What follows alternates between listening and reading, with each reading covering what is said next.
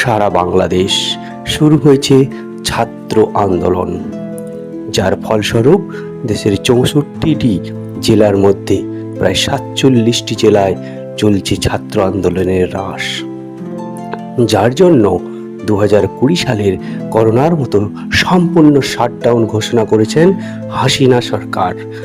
বন্ধ বিমান পরিষেবা, থমকে রেল, চলছে না ইন্টারনেট, প্রায় অচল অবস্থা গোটা দেশে।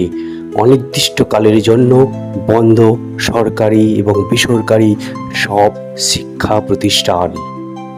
ছাত্র বিক্ষোভে অস্থির, বঙ্গবন্ধু কন্যার প্রতি রইল সমবেদনা। স্বাভাবিক হোক বাংলাদেশ, বন্ধ হোক সমস্ত প্রকার চক্রান্ত। সাবস্ক্রাইব করুন। ধন্যবাদ।